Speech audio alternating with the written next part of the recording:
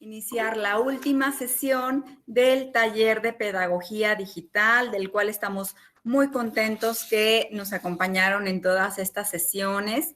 Y bueno, pues antes de presentar al magistrado Ernesto Camacho, que estará el día de hoy con nosotros dando la plática sobre difusión de contenidos judiciales, no quisimos dejar pasar en invitar al magistrado Felipe de la Mata Pizaña, quien nos apoyó para poder llevar a cabo este taller de pedagogía digital junto con la Red Iberoamericana de Escuelas Judiciales.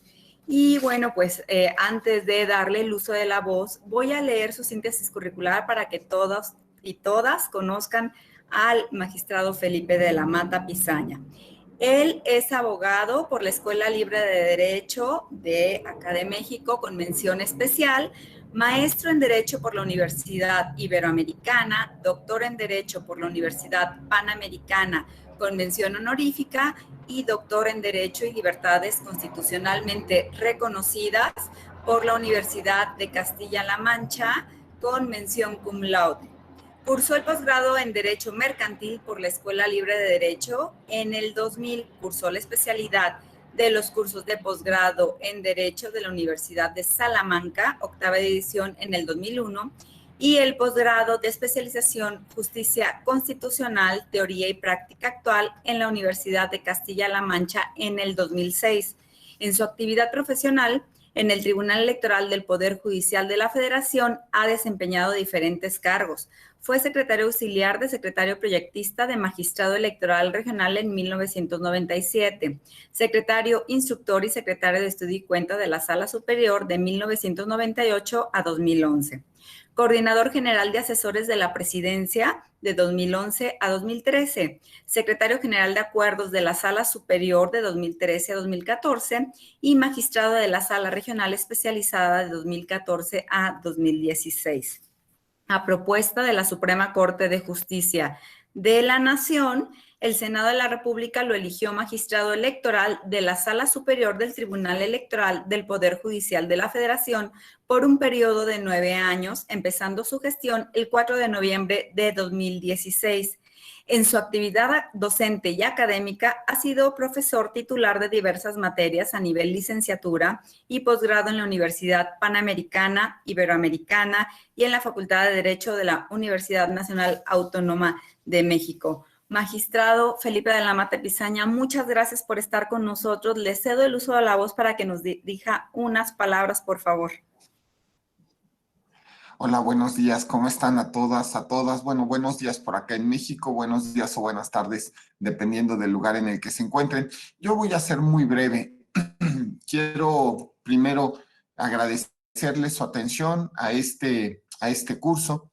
Espero que se hayan dado cuenta que nuestra escuela judicial es una escuela, voy a decirlo así, un tanto exótica o un tanto tropical, porque nosotros, por razones de fundación, no nada más administramos la carrera judicial del Tribunal Electoral del Poder Judicial de la Federación, sino que en los hechos cooperamos vamos a decirlo así, a capacitar, a formar a cada uno de los funcionarios electorales del país, tanto los que trabajan en los institutos electorales locales, en los tribunales locales, al mismo tiempo que a los del Instituto Nacional Electoral. Entonces hemos tenido que crear una serie de cursos de capacitación transversales para prácticamente todos los funcionarios judiciales del país.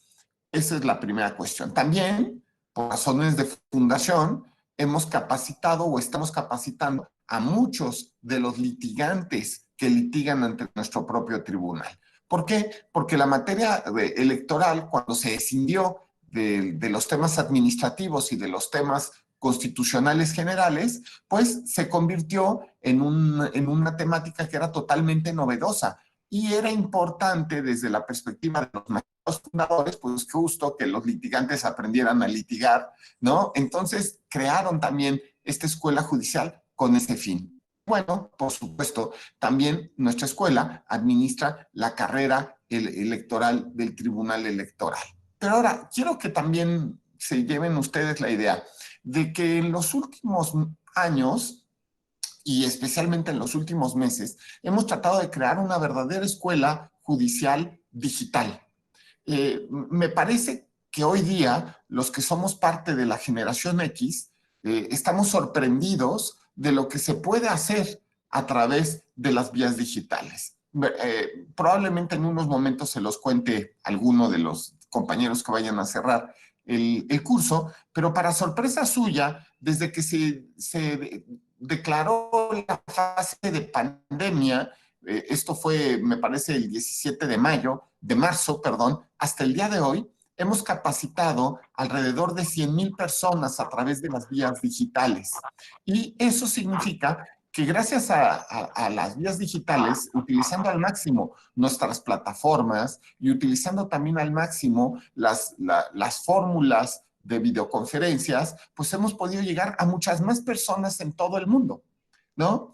En fin, quería compartírselos, quería decirles que nos interesa mucho tener una relación con cada uno de las escuelas judiciales del mundo, que nos encantaría que nuestra directora pueda seguir generando buenas relaciones, y cuando la pandemia pase seguramente va a ser interesante que podamos compartir información, métodos, de ahora sí que de ida y vuelta, y sobre todo quizá en una de esas hasta la directora puede ir o ustedes pueden venir para que vean que con 50 personas, porque la Escuela Judicial Electoral solo tiene 50 personas, sí se puede capacitar a más de 100,000 personas en unos pocos meses. En fin, les agradezco muchísimo su atención, espero que el curso haya sido de su interés. Yo hasta aquí lo dejaría y daría paso a que el magistrado Ernesto Camacho cierre esta temática. Gracias, Gaby. Hasta luego a todos y a todas. Muchísimas gracias, magistrado de la Mata, de verdad un verdadero placer y gracias por sus palabras.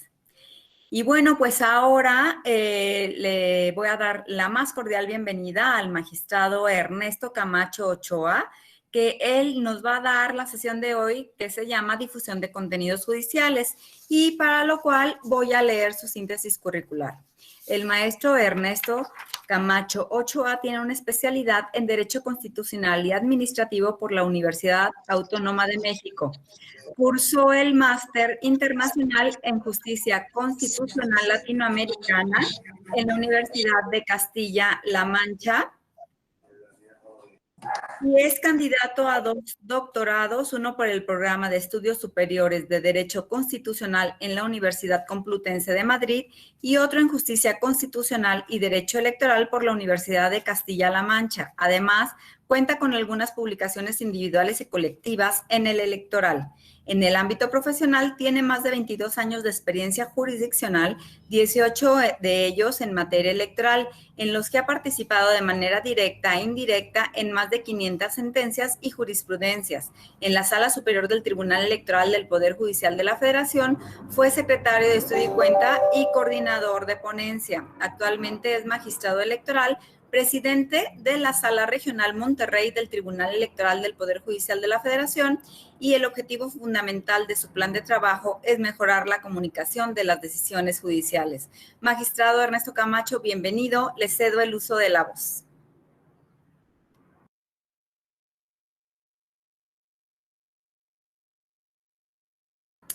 Si nos ayuda abriendo su micrófono, magistrado Camacho, por favor. Una disculpa. Adelante. Muy buen día a todas, a todos. Muchas gracias, estimada amiga Gaby, doctora, por favor, por esa presentación. Siempre adornándola y presentándola como si fuera de superlujo. Te agradezco mucho. No cabe duda que lo haces también en gran medida porque somos amigos. Muchas gracias al doctor Felipe de la Mata Pisaña, magistrado de la Sala Superior, por esta cordial invitación, por esta gran iniciativa de impulsar la unión de los sistemas iberoamericanos vinculados con la escuela y con la pedagogía judicial. Muchas gracias al presidente del tribunal y en general a los magistrados de la Sala Superior por darnos la oportunidad de compartir con este grupo de expertos algunas ideas y algunas, sobre todo, básicamente algunas experiencias en torno a un fenómeno que es no de moda, sino que es un fenómeno contemporáneo. Es un fenómeno que no llegó para para cubrir una temporada, sino es un fenómeno que desde mi perspectiva viene a presentar un nuevo rol social, un nuevo status quo, una nueva manera de hacer las cosas, si es que como países y sistemas democráticos queremos subsistir. Muchas gracias a todas las personas que están aquí reunidas por su tiempo, por su dedicación, por estar aquí con nosotros. Les agradezco mucho la oportunidad que me dan de dedicarme su tiempo para escucharme y para compartir con ustedes estos temas. Les anticipo que me gustaría mucho que dedicáramos una parte importante a interactuar, a recibir opiniones. El día de ayer, en otro foro sobre un tema, con una temática similar, tuvimos una experiencia muy grata, muy satisfactoria.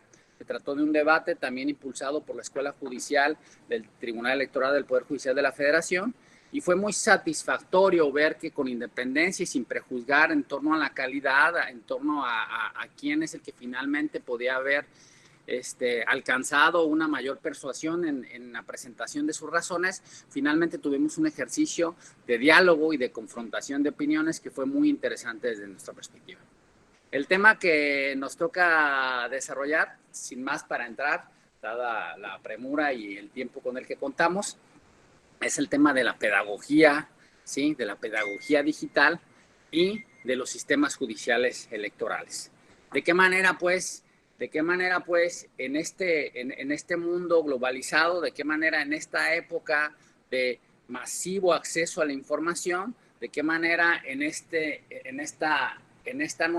nuevo estatus, ¿sí? Del sistema democrático en el que las personas tienen la posibilidad de exigir y en potencia al menos, de demandar una participación activa, ¿sí? en la toma de decisiones y en los asuntos públicos, las instituciones públicas tenemos la oportunidad de responder a esto. Para desarrollar el tema me gustaría anticiparles más o menos cuál es la estructura de la exposición, y yo diría así, que de manera muy sintática, en primer lugar nos vamos a señalar, bueno, pues el punto de partida es, sí, hasta ese momento, hasta ese lugar remoto, sí, la necesidad, la forma en la que el sistema democrático viene a reemplazar a los sistemas autoritarios, ¿sí? La crisis del sistema democrático, la crisis en concreto del sistema representativo y las posibles implicaciones que tiene esto sobre los sistemas judiciales, la manera en la que, o las causas sobre las cuales se especula o se razona, ¿sí? Los informes que existen en torno a las razones del por qué la crisis ha alcanzado a los sistemas judiciales, y sobre todo nos centraremos en las posibles respuestas que tenemos frente a ello. En eso es en lo que me gustaría que dialogáramos, porque finalmente los elementos que presento previamente o que presentaremos previamente, a los que haremos referencia previamente, son elementos que la gran mayoría dominan, sí, la gran mayoría, especialmente por el tipo de auditorio frente al cual estamos y por el respeto que se merecen, dado que finalmente son temas que con un libro, con un buen café en casa, ahora que estamos en temporada de Quédate en Casa, seguramente podrán analizarse y recordarse con mayor detenimiento y precisión. Entonces, con anticipación les ofrezco una dispensa por la necesidad de imprecisión en ciertos datos, únicamente con el propósito de recapitular la forma en la que evoluciona esto, para, una vez en todo el contexto, analizar cuáles son las posibles respuestas. La tesis de mi presentación es que frente a un fenómeno de crisis, que alcanza los sistemas judiciales, ¿de qué manera? Amellando la confianza existente, reduciendo la confianza existente e incluso generando pérdida de confianza en las instituciones judiciales. Podríamos citar muchos casos de muchos tribunales en Latinoamérica, no nos vamos a referir en particular a cada uno de ellos, pero creo que abriendo las noticias y estando medianamente informado, vamos a tener una idea indirecta de a qué es a lo que nos estamos refiriendo, ¿sí? Y ¿cuál es la respuesta frente a esa crisis? Pues mi posición es que la respuesta no puede ser otra, sino con un instrumento de igual profundidad, de igual calado, de igual magnitud, de igual trascendencia, de igual penetración. Y eso solo se alcanza mediante el uso de las redes sociales. Vamos a ver, ¿cómo empieza todo? Tenemos un sistema, estamos en pleno siglo XVIII. Estamos en los años 700, los regímenes autoritarios en el mundo siguen imperando, la vigencia de la monarquía y el ejercicio del poder por designación divina es visto como algo casi natural. La idea del derecho natural está en sus últimos pasos, pero cada vez hay más en diversas partes del globo revoluciones. Revoluciones que son impulsadas por personas que bajo la visión racionalista del sistema, bajo la visión racionalista del pensamiento humano, consideran que las cosas tienen que tener una explicación más allá de cualquier situación concebida como dogma. Era momento en el que las personas tenían que empezaron a reivindicar el respeto por sus derechos. Vienen las grandes revoluciones francesa y americana, y así de manera subsecuente una serie de revoluciones en el resto del mundo. El caso de Latinoamérica no se separa de esa tendencia, digamos que en alguna medida lógica, esperada y con una explicación en algún punto natural. Si me permiten un segundo nada más, permítanme.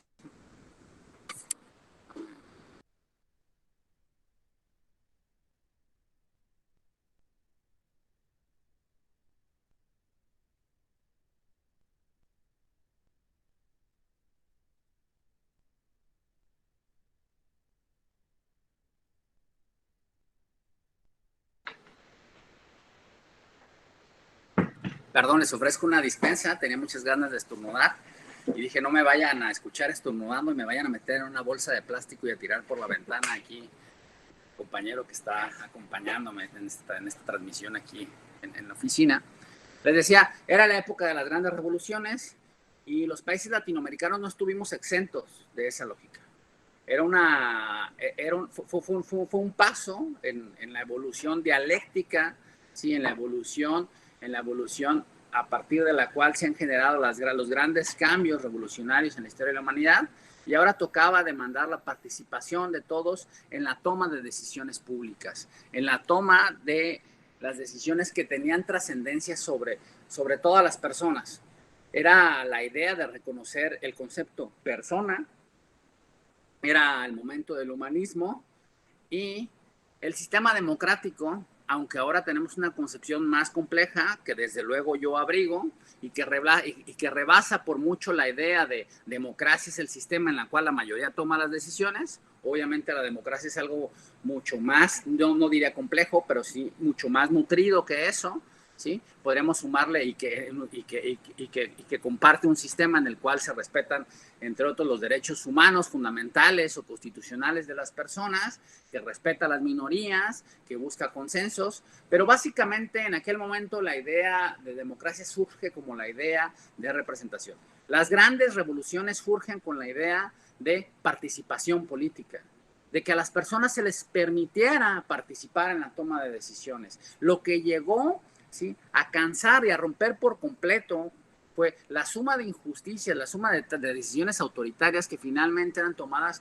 por unas cuantas personas y sin que existiera un sistema de representación en términos generales. Alguien, a ese tipo de impresiones me refería al principio, alguien podrá citar algunas excepciones en el sistema inglés, ¿sí?, incluso en el sistema americano, pero finalmente, a grosso modo, el tema fue la crisis, ¿sí?, del sistema, porque mantenía la toma de decisiones en unas cuantas personas. Punto número 2. El sistema democrático empieza a tomar carrera, ¿sí? Hay altibajos, ¿sí? El régimen asambleario francés después pasa o transita por una monarquía, por un imperio, etcétera, ¿sí? Y eso le pasa también a la gran mayoría de los países latinoamericanos, pero nuevamente, de manera gruesa, en términos generales, lo que tenemos son avances, pasos cada vez más consolidados hacia un sistema, ¿sí?, que denominaremos estipulativamente democrático, pero que nos referimos a esta parte en la cual fundamentalmente se permitía la participación política de las personas, ¿sí? Cada vez más, a partir de categorías muy especiales, ¿sí?, los países latinoamericanos, hermanos, ¿sí?, demandábamos que la toma de decisiones se diera para las personas que tenían o que habían nacido en el continente. las personas que originalmente, más aún las personas que originalmente habían poblado este continente. Ahora, por cierto, la frase originalmente está en duda. En México, les comparto, en la ciudad, cerca de la Ciudad de México, acaban de descubrir más de 50 mamuts. Esto puede cambiar la explicación en torno al origen de la historia de la humanidad. En fin, no quiero distraerme con eso. Pero la idea fundamental era esta. La idea fundamental era que cada vez más se daban pasos hacia la participación política. Y bueno, el siglo XX viene a ser la consolidación de este sistema, ¿sí? Obviamente pasamos por un estado desde una perspectiva jurídica positivista, muy formal, excesivamente formal, en el cual la toma de decisiones absolutamente por la mayoría, ¿sí? También podía degenerar en la tiranía de la mayoría. Y el sistema o el parlamento alemán era el ejemplo más elocuente de eso, pero también estuvo el italiano y etcétera. ¿Sí? Podemos ver que en general la mayoría no siempre tenía la razón. Pero finalmente había una cierta representación y para efectos de la idea que tratamos de transmitir, existía esa participación política en alguna medida de la mayoría de las personas o de un grupo nutrido de personas que integraban la sociedad. El sistema constitucional, a partir de esa experiencia negativa de la Segunda Gran Guerra o de la guerra más conocida en Occidente, porque desde luego siempre dejamos fuera los grandes movimientos y los grandes genocidios que tuvieron lugar en otras latitudes, en otros lugares del planeta, como por ejemplo a partir de la Revolución de la India, en China, etcétera. O sea, situaciones que han derivado en la muerte de millones de personas y que nunca les prestamos atención. Aquí mismo con nuestros hermanos centroamericanos, para no puntualizar en algún país, los regímenes dictatoriales en Sudamérica, etc. Llega un punto en el que el sistema, a pesar de haber transitado por dictaduras internas y por momentos oscuros, ¿sí? En Latinoamérica, incluida, o sobre todo, preferentemente nos referiremos a Latinoamérica, ¿sí? El sistema democrático, visto como el sistema que permite la participación política de las personas, sale a flote, subsiste. Se reconoce, incluso se llega a reconocer, sí, Francis Fukuyama como el sistema que va a poner fin a la historia en el libro por todos conocidos. Pero ¿qué pasa recientemente con este sistema que aun cuando ha sido la opción menos mala, la mejor opción según la perspectiva que se quiera tomar? ¿Qué es lo que pasa con este sistema? Este sistema actualmente, ¿sí? Y en la literatura podemos hacer referencia también a una amplia gama de opiniones, ha entrado en crisis. Parece como si fuera una maldición cíclica, pero una vez que se nos da a todos la oportunidad o a un grupo considerable de participar en la toma de decisiones y que, como es lógico, si frente a esas nuevas oportunidades no tenemos desarrollada la capacidad o la costumbre para organizarnos de manera eficaz y permitir el funcionamiento del gobierno en sentido amplio, o sea, de la emisión de leyes, de la emisión de justicia, etcétera, las personas empiezan a optar por la tentación autoritaria, por la tentación en la cual, para que el sistema funcione, las decisiones las toma un grupo muy mínimo, muy cerrado, ¿sí? Muy disminuido de personas, incluso una sola persona.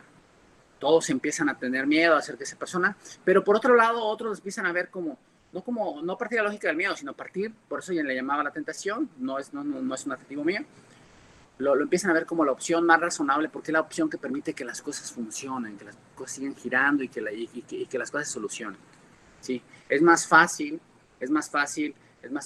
si tienes un problema de seguridad pública en cualquier país en Latinoamérica, hacer ejercicio, hacer uso de la violencia legítima del Estado y aplastar cualquier fenómeno criminal.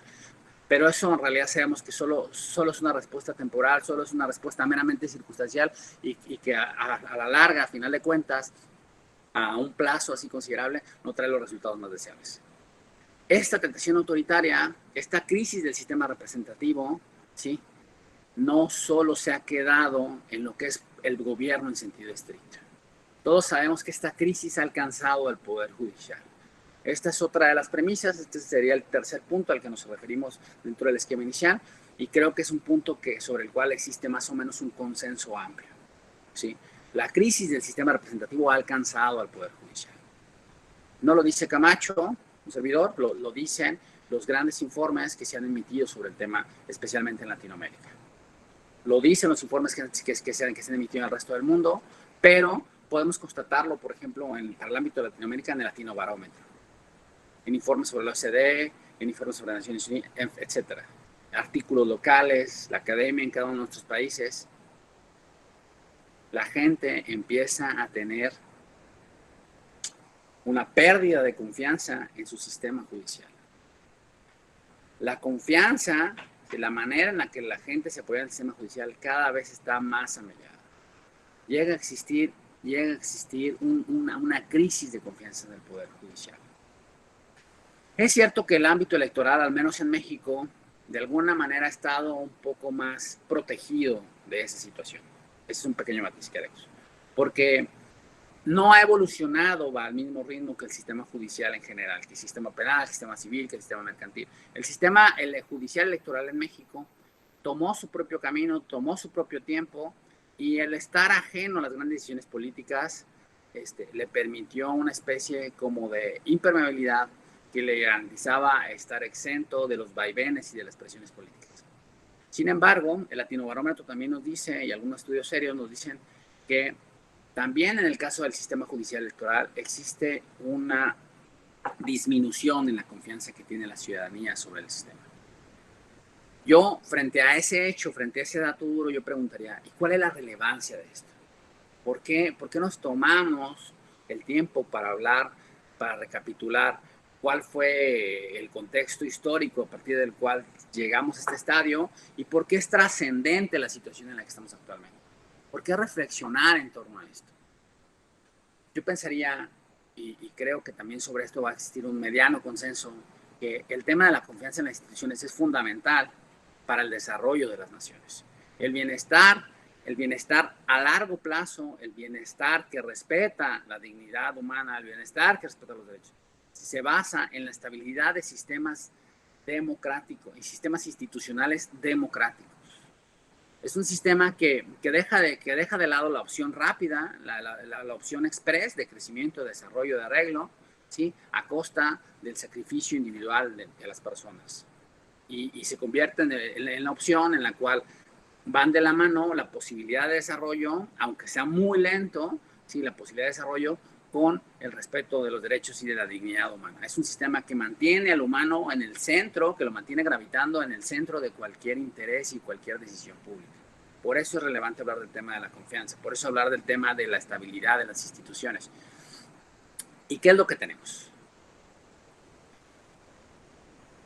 Las instituciones públicas en México, me llama la atención además, como cualquier gran institución, incluso como cualquier gran empresa, no importa qué tan grande seas, no importa qué tan fuerte seas, no importa qué tan consolidada seas. Cuando desde el punto de vista sociológico, desde el punto de vista antropológico, cuando existe una revolución social, como es la que se ha generado, sí, en época reciente en Latinoamérica, con el acceso a la comunicación y el acceso a la tecnología, el acceso a la información masiva, cuando eso sucede, no importa qué tan grande y fuerte seas como institución, si no te adaptas, estás condenado a morir. Un ejemplo de ello son los tiranosaurios rex. No importa qué tan grande eran, no importa qué tan fuerte sea, si no se adaptan a la nueva situación, si no se adaptan a un nuevo orden, si no se adaptan a un nuevo contexto, están condenados a desaparecer de la faz. Y eso es lo que le puede pasar a nuestras instituciones. Eso es lo que le puede pasar a las instituciones democráticas si no nos adaptamos a un nuevo cambio, a un nuevo estadio social. La tesis que complementa mi opinión es: estamos frente a un nuevo orden social. La sociedad de la información ha generado no solo la posibilidad de usar un aparatito para comunicarte y para ver el internet así. Esto es el instrumento, esto es solamente el medio para tener acceso a fines mucho mayores, de una dimensión mucho mayor. Entonces, ¿qué hacer frente a eso? Y una vez completamente aterrizado el tema de la plática, ¿sí?, es que yo abonaré en algunas o tomaré el riesgo de dar una propuesta y esperaré en ustedes alguna crítica positiva, constructiva, etcétera, destructiva, no importa, en relación a ello. Yo considero que cuando una sociedad, cuando el Poder Judicial, cuando los sistemas judiciales ¿sí? Son alcanzados en mayor o menor medida por la crisis derivada de la falta de confianza que se genera en la sociedad en general, ¿sí? Tenemos que distinguir al menos dos aspectos fundamentales como elementos causales de esa crisis. El primero, las decisiones en sí. En el momento en el que las decisiones que emiten los juzgadores, los tribunales, carecen de un fundamento jurídico, o sea, carecen de un respaldo jurídico, más allá del grado de perfectibilidad del nivel de argumentación, ¿sí? Del nivel de persuasión que tengan, de la rigidez lógica con la que están estructurados, del tipo de estrategia con la cual se presenta una decisión judicial, una sentencia, una decisión administrativa. Más allá de eso, ¿sí? Bueno, en primer lugar, lo que respalda eso es si eso tiene una garantía. Es cierto. Ayer platicando sobre el tema, alguien decía, a ver, Camacho, yo diciendo de usted, lo que fundamentalmente legitima, ¿sí? o garantiza la subsistencia de la legitimidad en las decisiones judiciales es la forma en la que están redactadas, la forma en la que están apoyadas en el derecho. Frente a eso, yo lo que digo es totalmente de acuerdo. Eso es cierto. El principal instrumento de defensa de la legitimidad de los tribunales y por tanto del sistema judicial está en la forma en la que están sustentadas las decisiones. Ok, de acuerdo.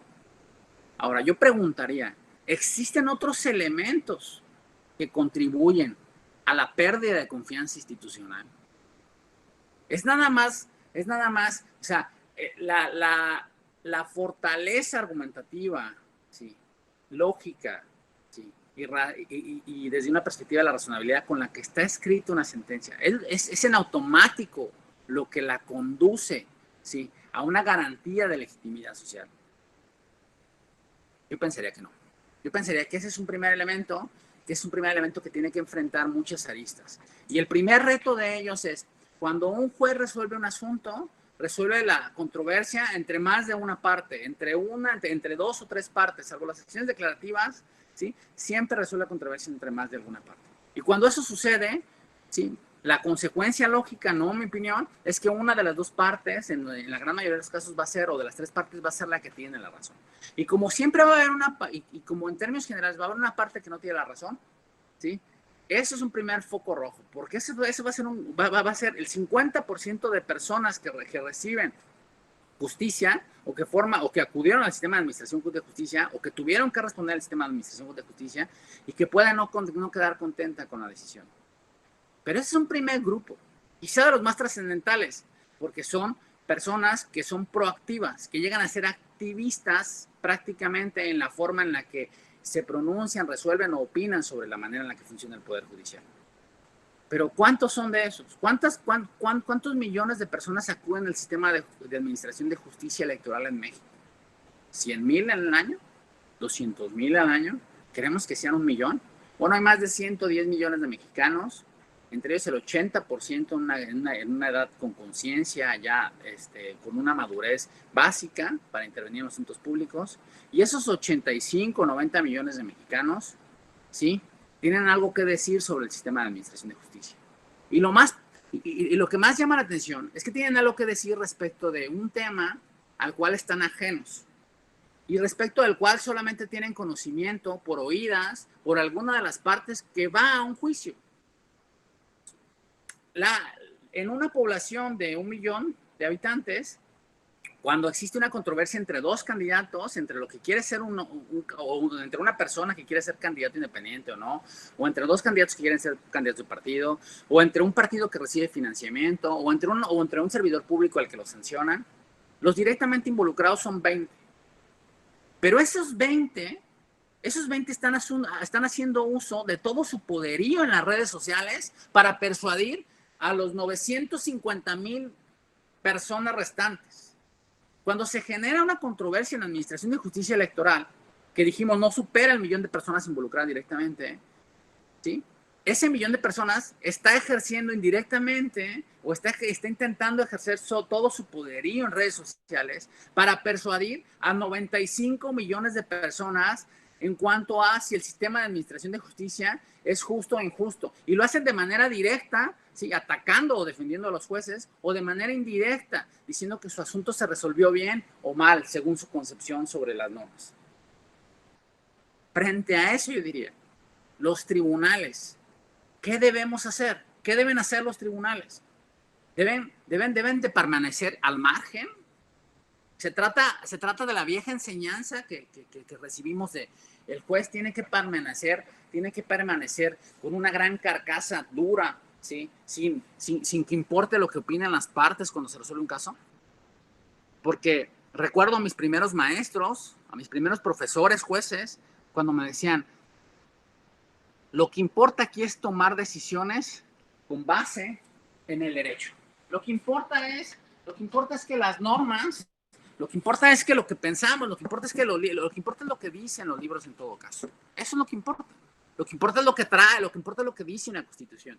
Y si a él no le disgusta lo que dice la Constitución, eso no importa. Finalmente lo que tienes que hacer como juez es ser fuerte. Tienes que ser casi impermeable a la crítica social. Y yo preguntaría, ¿esa visión es vigente? ¿Esa visión es correcta o incorrecta? Y como la mayoría de los grandes problemas de la humanidad, desde mi opinión, ¿sí? Estamos frente a falsos problemas, frente a falsos dilemas. Porque no se trata de problemas estáticos en el tiempo que requieran una respuesta universal y eternitatum. Se trata de situaciones que pueden resolverse o que son razonablemente más convenientes o menos convenientes según el momento histórico y el lugar en el que se encuentra. En aquel momento quizá la gran enseñanza que recibí era algo totalmente válido, era lo más aceptable, era lo más correcto. Era lo más deseable desde una perspectiva jurídica, incluso desde una perspectiva social. Eso no mellaba la imagen del juez ni la credibilidad en el sistema judicial. Porque el caso de una persona se quedaba una persona. Los únicos que tenían el poder de comunicar algo, ¿sí? De afectar algo, era el noticiero de la noche. Era el noticiero de las 9 de la noche. Todavía recuerdo las bromas de la universidad cuando decían, es que esto es verdad, ¿sí? Diría Michel Foucault, porque lo dijo 1000 veces. No, porque se escuchó en el noticiero de la noche. Esos eran los únicos que tenían, o sea, los que tenían acceso a los medios de comunicación masiva, los que tenían la oportunidad de generar posiciones, de generar criterios. Pero cuando pasaban en algún lugar, no importa el tamaño de la ciudad, y no existía interés sobre este tipo de asuntos, eso quedaba así. Pero, por Dios, creo que eso no estamos en esa época. No estamos en esa realidad. Estamos en un nuevo orden mundial. Ese era otro de mis puntos. Estamos frente a una nueva realidad. Estamos frente a una realidad que todos podemos decir incuestionable. Creo que podría haber consenso de información masiva. El problema de la información en el siglo XXI no es el acceso a la misma, es el filtro y la selección de la información a la que tenemos acceso. El problema en el siglo XXI no es lanzar información. El problema es tener cuidado con la forma en la que se lanza la información. El problema no es recibir información. El problema es seleccionar bajo un criterio elemental al menos qué información es una fake news o qué información es útil o qué información sencillamente fue creada y forma parte de una campaña que tiene un efecto sencillamente sí, agresivo o denostador de las personas, denostativo de las personas. Frente a ello, vuelvo al tema. ¿Qué debemos hacer los jueces? Bueno, mi propuesta es que los jueces, decía, usen un medio, ¿sí? Hagan uso de un medio, ¿sí? Con igual calado, de igual profundidad, con la misma penetración de aquellos con los que se está generando imagen, ¿sí? Y opinión pública. ¿Y cuáles son esos medios? Las redes sociales. Las redes sociales. La gran sorpresa de algunos hace 6 años en campaña fue que por primera vez alguien ganaba una campaña con el uso de las redes sociales. Hace 3 años yo podía creer que alguien en algún lugar pudiese verse de alguna forma sorprendido en alguna medida porque su contrincante ganó la campaña usando las redes sociales. Pero hoy la verdad, bueno, mi opinión, mejor dicho, ¿sí? En mi opinión, me parecería que pecaría de un poco de falta de previsión, ¿sí?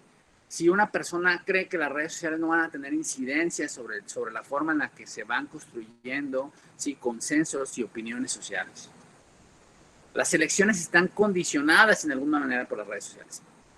Son el canal actual de comunicación. Ahora, con motivo de la pandemia, no sé si han notado que en el uso de YouTube, de cualquier red social, cada vez hay más propaganda ahí. Y hay más propaganda ahí porque cada vez más las empresas contratan en lo que las personas estamos viendo con las redes sociales. Entonces, la propuesta, magistrado Camacho, es que los jueces y los tribunales se conviertan en unos activistas, en unas personas que hacen uso mercantil de las redes sociales para posicionar y contribuir en este ámbito, que no nego que las decisiones en sí mismas contribuyen a conservar la legitimidad de la confianza ciudadana. En el ámbito de la comisión, de la comunicación de las decisiones, usted lo que está proponiendo es que los tribunales se lancen, que contraten departamentos incluso para hacer activismo a favor o en contra de un posicionamiento social. Camacho, ¿eso no es hacer política? ¿Qué de lo que se trata es de que exista una separación en lo que es hacer política, en las funciones trascendentales del Estado? ¿Qué de lo que se trata es que los jueces no hagan política, que se mantengan ajenos a la política? Que la política no está del lado de los parlamentos, del lado de las cámaras senadoras, del lado de las cámaras de diputados, de los congresistas. Claro, desde luego que sí. Los jueces no deben hacer política. Por eso dije, los jueces no deben de convertirse en unas activistas judiciales. Los jueces no deben convertirse en actores, ¿sí?, a favor o en contra de una posición jurídica. Los jueces no tienen que enrolarse en esos debates, así, menos sobre asuntos concretos, ¿sí?, a favor de quién tiene o no la razón. Pero entonces, ¿qué nos está diciendo? Pues está diciendo, por un lado, que el Poder Judicial, que los tribunales y que los jueces tienen que responder, ¿sí?, tienen que adaptarse para no morir a este nuevo estado social a partir del uso de redes sociales, porque es el canal de comunicación más fuerte que existe. Y por otro lado, nos está diciendo que no se vuelvan activistas. Sí, claro. Estoy diciendo, hay que responder en esta vía, pero hay que responder hasta lo que nos toca, hasta el ámbito de la comunicación judicial, hasta el ámbito de buscar una manera de transmitir de la manera que vayamos encontrando como la más conveniente los contenidos que vamos generando como tribunales, ¿sí?, tratando de rendir cuentas a la sociedad. Esto se inscribe en lo que se ha conocido como tribunal abierto, ¿sí?, y que tiene una historia ya de varias décadas en otros países, especialmente en Estados Unidos, en algunos países anglosajones.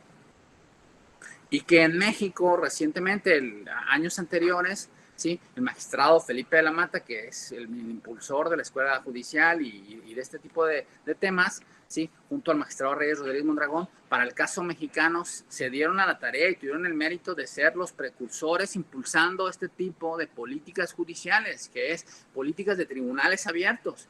Y una de esas expresiones de los tribunales abiertos es la de tribunales que usan las redes sociales para transparentar, no solo para transparentar sus decisiones, porque con eso estamos hablando de la apariencia, de qué es, cómo se usan, etc.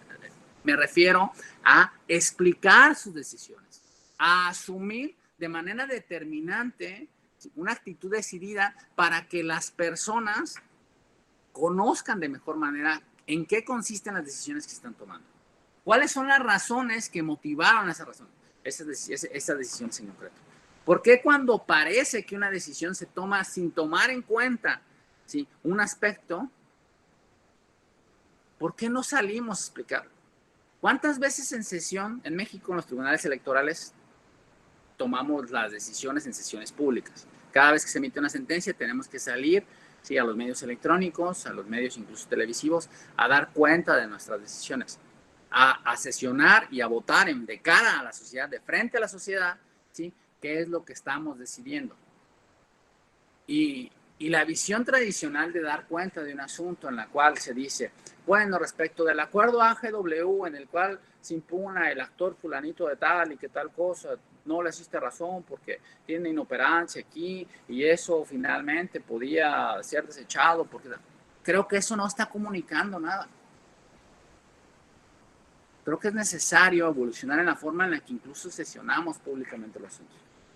La autocrítica, sí, es lo primero que debemos asumir. No debemos de dar por sentado que las cosas funcionan, especialmente cuando los indicadores, sí, como Latinobarómetro, como los estudios que nos está presentando la sociedad, no nos están dejando como entidades, como instituciones públicas que vayamos avanzando. ¿Qué debemos hacer entonces? Si no somos, si propongo usar redes sociales, pero propongo que no seamos activistas, lo que propongo es que salgamos a dar cuentas, a explicar que en un plano, alguien podría denominarlo de esta manera, como de humildad, como de sencillez, ¿sí? Salgamos y demos la cara respecto a lo que hacemos, que no demos por sentado lo que está pasando. ¿Cuántas veces en una sesión pública un juez, un magistrado se ha cuestionado? ¿Tomaré la palabra en este asunto? ¿Se saldré a explicar por qué este asunto no me estoy contradiciendo con el anterior? No, pero pues este asunto es diferente. En el otro fueron los hechos de una norma que estuvo vigente hace 3 años. Ahora, en esa entidad, en esa población, la norma vigente es muy diferente. Por eso no importa que hace 3 años haya dicho que él no tenía derecho a conformar un comité de participación ciudadana. Hoy sí puedo decirlo porque la norma es distinta. Ahí está el proyecto. Sí, pero la ciudadanía no lo sabe. Las personas no lo saben. O sea, las sentencias de 70, de 100, de 150, hasta las de 30, hasta las de 20 hojas, no son atractivas para la sociedad en general. Las sentencias de 5, las sentencias de 2 hojas no son atractivas para la sociedad en general. ¿Qué está proponiendo? ¿Que hagamos sentencias de 1 hoja entonces? No. Hay una sentencia, documento, que es finalmente la garantía de legitimidad última, ¿sí?, de las decisiones judiciales. Pero estoy hablando de la forma en la que se comunica.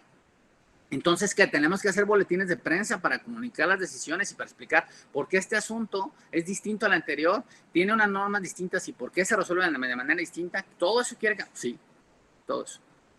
Sí, porque este no es un caso sobre el cual yo esté especulando. De hecho, es un caso real, pero como ese hay miles de casos.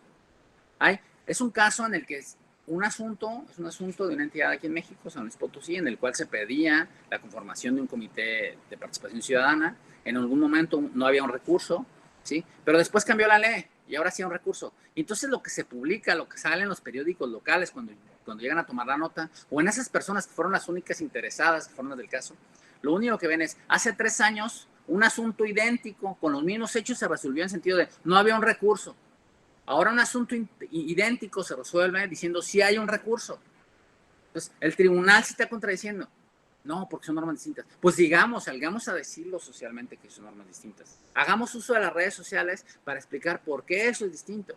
No asumamos la visión de un activista, no digamos si está bien o no en las redes sociales, no paguemos publicidad, no avancemos, no salgamos con una bandera a decir, es que sí debía haber un recurso, o es que, peor aún, menos, es que en contra de lo que piensa mi compañero, sí debía haber un recurso por esto y por, o sea, como si se tratara de difundir públicamente y de hacer que los jueces entraran, ¿sí?, en los mercados y en las plazas públicas a decir por qué ellos sí tienen la razón y el vecino no. Pero sí hay que comunicar cuáles fueron las razones de la toma de la decisión. Y bueno, sobre esto se podría profundizar un poco más. Voy a quedarme con algunos elementos nada más, unas recomendaciones que se han hecho sobre la participación de los jueces en las redes sociales a la luz del Código de Ética Judicial Iberoamericano, entre otras 4, en el artículo 4, dice, la independencia judicial implica que al juez le está vedado participar en cualquier actividad política. Fijar o ser activista de una causa en un sentido u otro es una actividad de alguna forma no literalmente, de alguna forma que impulsa visiones políticas, ¿sí? Pero cuando se refiere expresamente a artículo 7, al juez no solo se le exige éticamente que sea independiente, sino que no interfiera con la independencia de otros colegas. Si un juez está presionando en redes sociales la decisión y la posición de otro colega, eso de alguna forma es un acto que está teniendo una incidencia. El otro dice, no, pues a mí no me importa lo que piense el otro. Sí, pero lo que está recomendando el código es que no intente siquiera eso. Evitar situaciones que directo o indirectamente, en fin, hay varios preceptos en el Código de Ética y hay algunos pronunciamientos en torno a este tema en concreto de las redes sociales, vinculadas a la luz del Código de Ética, en los cuales no es que se recomiende a los jueces mantenerse excluidos de las redes sociales. Lo que se les recomienda sencillamente es que no se vuelvan, ¿sí?, en impulsores o en activistas de una posición política determinada. Yo con esto terminaría. Y nada más dejaría una última cuestión ahí sobre la mesa.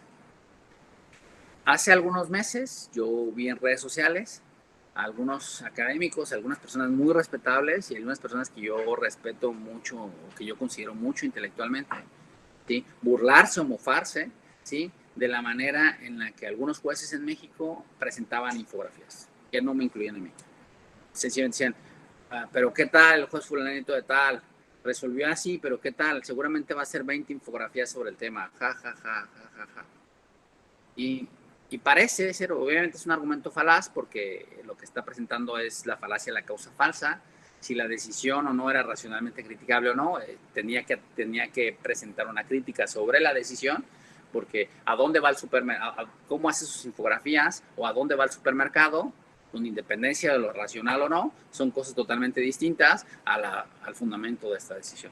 Sin duda era en una crítica vacía, en una crítica que iba contra la persona, de la causa falsa, pero me llamó la atención cómo existen visiones detractoras del uso de los medios de comunicación masiva, en concreto las redes sociales y de ciertas tecnologías como son las infografías, ¿sí? Para contribuir a la explicación de las decisiones. Frente a eso yo tengo una opinión, ayer la comentábamos en la sesión que tuvimos en un curso alterno, y es, existen estudios serios sobre el tema en los cuales se demuestra que la comunicación, ¿sí? De una información y por tanto, en género, y por tanto de una decisión judicial, ¿sí? En especie, es más efectiva en la medida en la que se presenta estructuralmente, ¿sí? Con imágenes, ¿sí? Y explicada a través de infografía de contexto. Yo quedo a sus órdenes para cualquier interacción. Me gustaría muchísimo escucharlos, sobre todo a los que están en contra de alguna de las cosas que he comentado. Se trata de pensamientos en voz alta con el propósito de nutrir la discusión de un fenómeno que creo que puede estar presentándose de manera global, ¿sí? Y en especial lo que nos importa en Latinoamérica. Muchísimas gracias por su atención y quedo a sus órdenes. Muchas gracias, doctora. Muchísimas gracias, magistrado Ernesto Camacho. La verdad es muy interesante todo lo que nos platicó. Y bueno, pues sin más, me gustaría abrir los micrófonos para que quien quiera hacer uso de la voz, pues me lo vaya pidiendo en el chat, por favor, para poder expresar lo que opina aquí con el magistrado. Adelante, por favor. ¿Quién quiere ser el primero o la primera?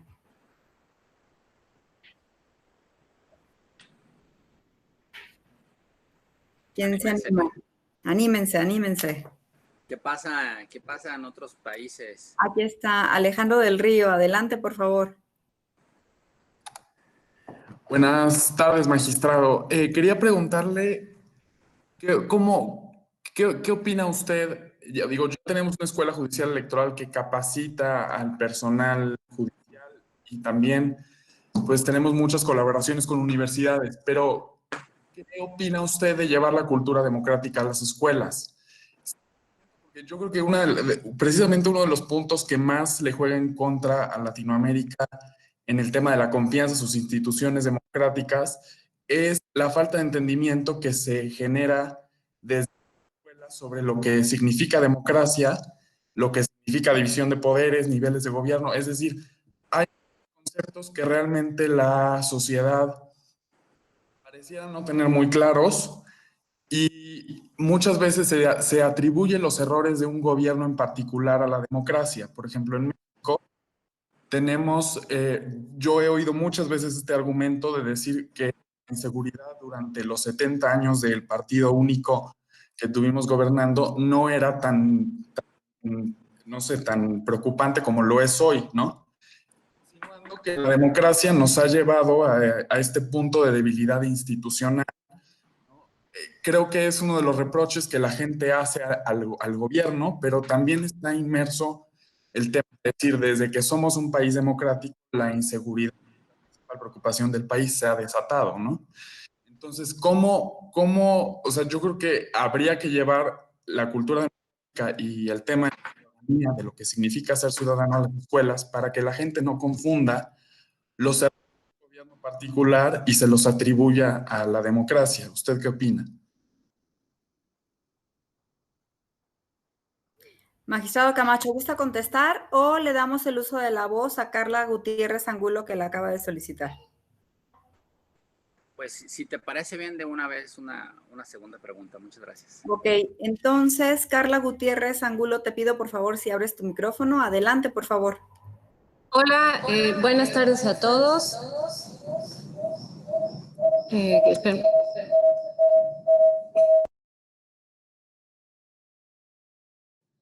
Muchas gracias, magistrado, por lo que nos expuso, lo que nos platicó. Y tengo una duda. ¿Usted cree que la capacitación judicial o de las escuelas judiciales deben incluir capacitación a los jueces sobre el uso o no de redes sociales? Gracias.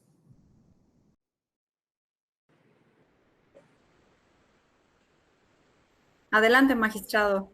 ¿Alguien más, Gaby? Hasta el momento son los que han pedido el uso de la voz, magistrado.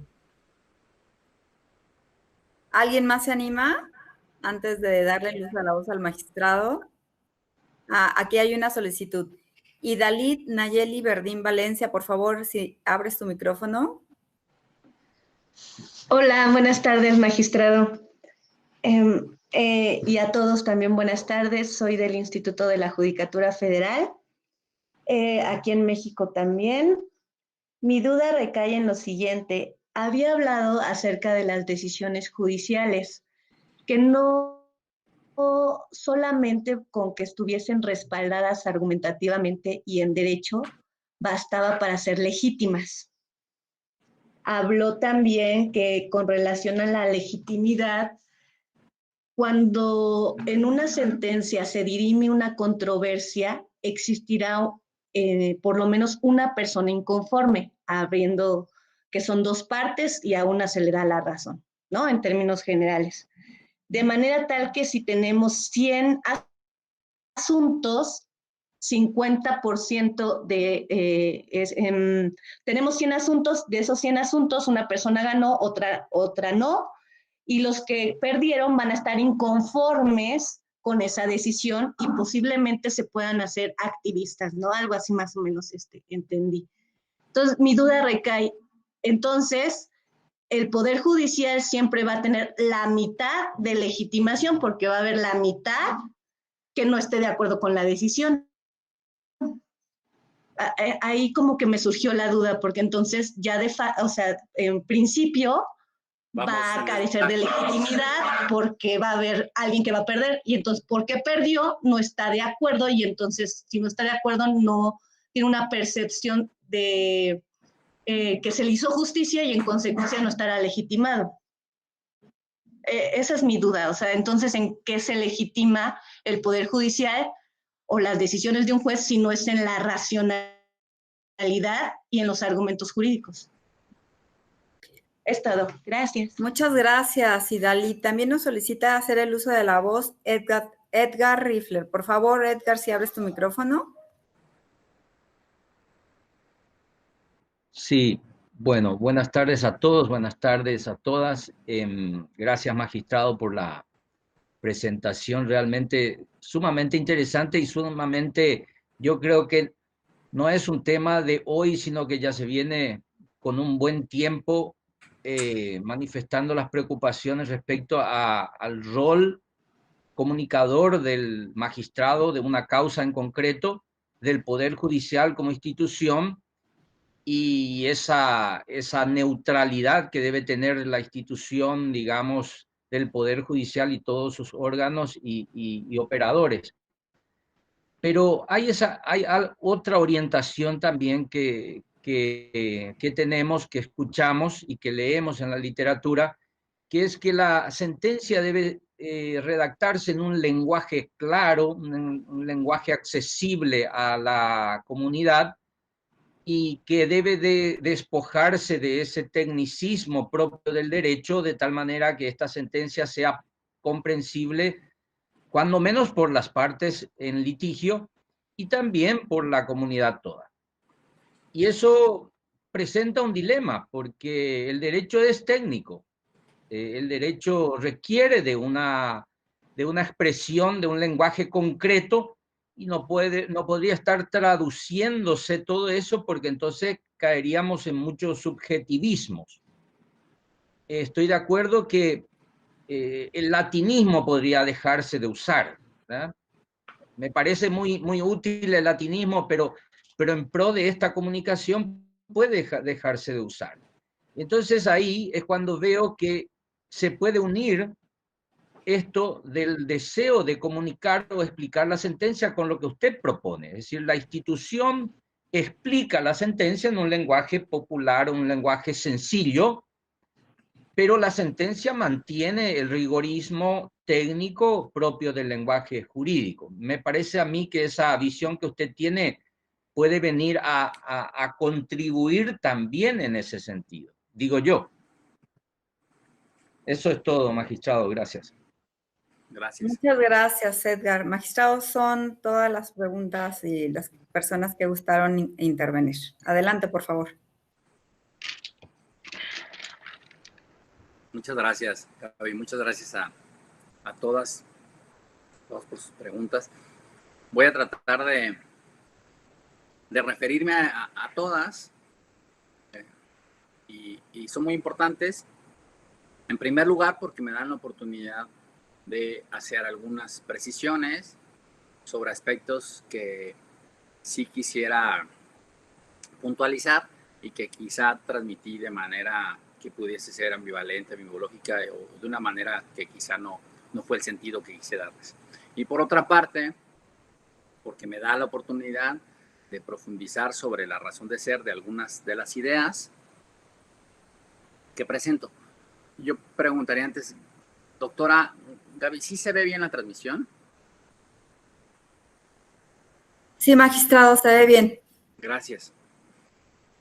Y finalmente, dado que tenemos el tiempo medido por el tema de que estamos en clausura, sí reconocer las aportaciones que me surgen a partir de alguna de esas preguntas. En primer lugar, me voy a referir al comentario del maestro Alejandro del Río. Él hace una pregunta que contextualiza, ¿sí?, de una manera más amplia a los temas que se abordaron en esta plática, la situación de si los jueces tienen que intervenir en cuanto a la capacitación o la formación en temas más allá de los estrictamente jurisdiccionales. Mi respuesta sería para este tema tengo una respuesta muy, muy puntual. Mi respuesta sería, el maestro Camacho, yo pensaría que es muy conveniente. No es un tema que se tocó aquí, pero sí es un tema que también vería muy conveniente. De hecho, les comparto que en el plan de trabajo de la Sala Monterrey, de la presidencia de la Sala Monterrey, que es el tribunal al cual me encuentro adscrito colegiadamente y que integro junto a mi compañera y compañero, magistrado Valle y magistrado García, se definió que como parte del plan de trabajo teníamos que trabajar no solo en mejorar la comunicación de las decisiones judiciales, sino que era muy conveniente que también trabajáramos en el tema de la formación electoral con una perspectiva mucho más amplia, con una perspectiva que incluyera tratar de involucrar al menos a los actores de la sociedad civil con los cuales pudiésemos tener una oportunidad, tuviésemos la capacidad, ¿sí?, de involucrarlos en lo que era no estrictamente la capacitación técnica, pero sí en aquellos eventos, en aquellos espacios de diálogo en los que pudiésemos tener interacción. En primer lugar, para que la gente supiera qué es el Tribunal Electoral y qué es lo que se hace. O sea, no gana el partido que tiene más dinero necesariamente, ¿sí? O no es que el partido que tenga más dinero compre los jueces y tal cosa. Eso no es así. ¿Y cómo se va revelando, cómo se va conviviendo que eso no es así? Eso se va presentando en la medida en la que las personas se acercan y conocen a los jueces y se dan cuenta que somos falibles y que somos humanos y que somos de carne y hueso y que finalmente, eso es obvio pues que las personas lo saben, pero en el momento en el que lo constatas, en el momento en que lo convives, empiezas a percibir, bueno, esta persona me parece una persona íntegra, me parece una persona pues que tiene cierto decoro. No la conozco a mayor profundidad, pero me parece una persona preparada, me parece una persona seria. Todos esos aspectos no se conocen si no existe ese toque, esa cercanía social. Entonces, en el ámbito de la formación electoral, que forma parte del plan de trabajo de la sala, nosotros incluimos esto. Ahora bien, si en concreto podemos salir a las escuelas o a determinados lugares a dar capacitación sobre qué es el sistema democrático, la respuesta sería lo más deseable en la medida de lo materialmente posible. Nosotros teníamos un proyecto para llevar un aula electoral a los estados. México es un país federal, tiene 32 estados. La Sala Monterrey tiene jurisdicción sobre 8 estados del norte del país y teníamos un proyecto para llevar un aula virtual a los distintos estados de la circunscripción, en los cuales íbamos a estar dialogando con las autoridades electorales de esos estados y las universidades. Nosotros tenemos una especial preocupación por los jóvenes. Hay personas que ya no vas a cambiar su forma de pensar. Hay personas que ya tienen unas convicciones muy arraigadas, muy profundas y que sencillamente por más información, bueno, pues yo siempre pienso que la dialéctica de alguna forma incide, pero algunos otros estudios serios piensan que eso es más complejo. Lo que sí, en lo cual sí existe un consenso es en que la medida en la que acerquemos esto a los jóvenes, en la que les digamos, miren, esto es interesante, esto puede pasar, esto pasa así, ellos van a tener cierto interés, cierta trascendencia, ¿no? Entonces, es algo en lo que estamos trabajando, es algo que nos preocupa, no, es algo a partir de lo cual por tu pregunta nos da la oportunidad de hablar, Alejandro. Estamos totalmente de acuerdo, pero sí siempre y cuando exista un espacio materialmente posible. A veces la carga de asuntos nos deja con horarios de salida de 11, 12 de la noche, 1 de la mañana y prácticamente toda la semana. A veces tenemos que venir los fines de semana y evidentemente como nuestra tarea fundamental es la de administrar justicia, es la de tomar decisiones judiciales, pues ese tipo de capacitaciones o de formación electoral queda supeditada a la posibilidad material de hacerlo. Ahora, por otra parte, desde luego está la posibilidad económica, la posibilidad de los recursos financieros, pero en la medida en la que eso fuera posible y ustedes que forman parte de las escuelas judiciales y puedan transmitir y hacer extensiva esa idea, si es que la comparten, creo que sería socialmente muy importante que las instituciones electorales, que los verdaderos actores, que los especialistas, que los que operan diariamente con las normas, participen en ese tipo de escenarios. Luego me gustaría referirme a la pregunta de la señora Gutiérrez. Ella nos dice, la capacitación judicial, la capacitación de las escuelas judiciales, me parece una pregunta muy oportuna. La capacitación de las escuelas judiciales tiene que incluir, que impartan las escuelas judiciales, a los jueces especialmente, tiene que incluir la capacitación sobre el uso de redes sociales. Definitivamente sí, un contundente sí, totalmente sí, absolutamente de acuerdo que sí. ¿En qué sentido? Eso depende de la política judicial que no fija, supongo, o que fija las escuelas judiciales en coordinación con los consejos de la judicatura de cada país, de cada estado, o con la persona que tenga las atribuciones para definir cuáles son las políticas judiciales. Pero entonces, ¿por qué dice que sí? Sí, porque cuando contesto de manera categórica que la capacitación tiene que incluir el tema de las redes sociales, es en un sentido o en otro. Si la política de un consejo de la judicatura o de un poder judicial o de una escuela judicial es que los jueces no usen las redes sociales, tiene que existir capacitación para mantenerlos ajenos a las redes sociales. Si la respuesta es que los jueces tienen que involucrarse en la explicación en términos similares a la propuesta que yo presento hoy sobre la mesa, pues entonces tiene que haber capacitación sobre los límites, a partir de los cuales los límites, el contexto, la forma en la que deben usar los jueces las redes sociales, en la que los tribunales tienen que salir a dar cuentas públicas, a presentar una explicación judicial, ¿sí?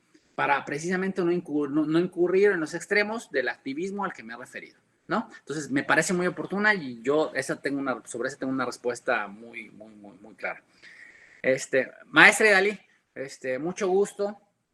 El Consejo de la Judicatura, el Instituto de la Judicatura es una institución para mí hermana, de lo más respetable que existe en México, siempre integra con personas muy preparadas. Quizás solamente aquí me da mucho gusto la pregunta, me da mucho gusto el interés en este tipo de ejercicios. Hay una aclaración sobre eso, sobre mi participación. Como traté de decir desde el primer momento, yo no pongo en duda, decía que tuve en esta discusión incluso el día de ayer, yo no pongo en duda, sino parto del reconocimiento de que las decisiones judiciales, o sea, las sentencias en sí, la forma en la que están respaldadas en derecho, la forma en la que están estructuradas, la estrategia de argumentación, ¿sí? Los fundamentos jurídicos, etcétera, son un factor determinante de pérdida o de sostenimiento de la confianza que tienen las personas en la institución judicial. Si un juez, si un tribunal emite una sentencia aberrante en la que todo el mundo sabe que se ha cometido un ilícito, especialmente aquellos que son más sensibles para la sociedad, como es el caso de una violación, como es el caso de un abuso, como es el caso de violencia contra la mujer, en contra de una persona o en contra de un varón, y sencillamente al margen de cualquier norma, aun cuando no existe controversia sobre los hechos, aun cuando no existe controversia sobre nada, sencillamente el juez emite una decisión en la que deja fuera o en libertad para las personas involucradas, evidentemente eso va a ser causa de pérdida de confianza. Eso es así, claro que sí. Ese tema yo lo tengo perfectamente claro, no lo discuto y creo que sería muy complejo discutirlo. Creo que nadie se atrevería a discutirlo. Creo que además no solo es que nadie se atreva, sino que existe un consenso pleno. La principal fuente de legitimidad o de pérdida de legitimación en las instituciones judiciales son sus sentencias, ¿no? Ahora bien, dejando eso firme, a lo que yo me refería es, ¿pero qué pasa con la manera en la que se comunican las sentencias? Y lo que comentas me parece también muy oportuno y es un aspecto que traje a la plática de manera meramente circunstancial, pero que en realidad también tiene incidencia. Si estamos partiendo de que yo me refería, bueno, separo dos cosas. Yo me refería no a ese grupo, decía, de 100,000, de 1,000,000 de personas que están directamente vinculadas con la administración de justicia. 500,000 son una parte, 500,000 son otra parte, 500,000 en descontento. No me refería a ese grupo de personas. Me refería a los 95 millones de mexicanos que están totalmente ajenos a la controversia y que si no se les explica socialmente lo que está pasando, cuando otros sí se los están explicando, ¿sí? Lo que van a hacer es estar mal informados o carecer de la información o no contar con los elementos para asumir una visión a favor del Poder Judicial, que genere confianza en el Poder Judicial. Pero eso es a lo que yo me refería. No me refería a ese millón de personas involucradas directamente en una controversia. Ahora, ya que precisé que yo en mi punto no me refería a este millón de personas, sino a las otras, sino a las otras 95 millones, tu punto también me parece muy atractivo. El punto de referirnos a ese medio, si hay 1,000,000 de personas directamente involucradas como partes en los asuntos, y de ese millón, la mitad de ellas va a perder el asunto, pues ese es un foco rojo. Ese es un foco rojo, ¿sí? Que hay que trabajar. ¿Cómo? Proactivo, así como si fuéramos un líder social, así un proactivista, tratar de decir por qué está bien la decisión y por qué no. Pero sí bajo los parámetros de explicación, de rendición de cuentas. Esta decisión, ¿sí? Que ustedes piensan que está mal, ¿por qué? Y ustedes piensan que está mal porque hace unos años había una norma que no autorizaba un recurso. Bueno, en este caso no es que vamos a decir, no, sí está bien por esto y por esto. No, pero lo que sí tenemos que decir es, en esta decisión, en esta sentencia, en esta decisión judicial, se tomó esta decisión porque a diferencia de lo que pasaba hace 3 años, oiga, pero eso no está en el caso. No importa, hay que explicarlo, porque si no socialmente a alguien le va a llamar la atención. Porque a diferencia de lo que pasaba hace 3 años, ahora sí hay un recurso previsto en la ley. Ahora la ley lo que dice es esto. Entonces, esa explicación, a partir de boletín, a partir de infografías, a partir del uso de redes, puede contribuir a que la confianza que la ciudadanía tiene en esa decisión no se vea mellada por esa mitad descontenta o que no tuvo la razón. Y finalmente, bueno, enseguida, sí, finalmente me parece muy oportuna y me da margen para una presión los comentarios del maestro Edgar Rifler. Muchas gracias por la pregunta, muchas gracias por su participación.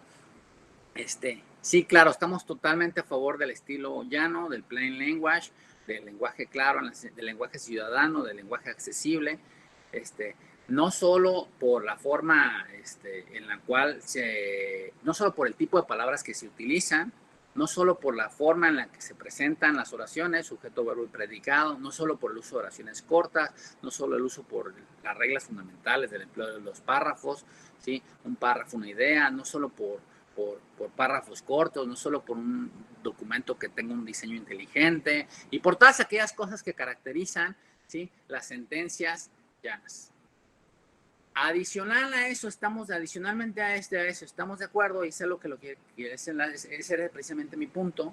Yo no iba en perjuicio o en detrimento, sí, o a defender la subsistencia de los anglicismos o de los latinazgos. O sea, yo a donde iba es que además, ese es otro frente, sí, es un frente el de tratar de facilitar la forma en la que está redactada una sentencia.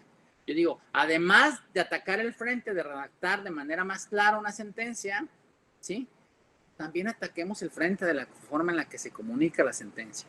Una cosa es la sentencia y otra forma en la que se comunica. El acto de comunicación de la sentencia tiene una trascendencia descomunal en cuanto a la confianza, en cuanto a la percepción social. Y eso es lo que trataba de decir. Creo que con esto daríamos por... Me habría referido a todas las inquietudes. Yo les agradezco nuevamente mucho su atención.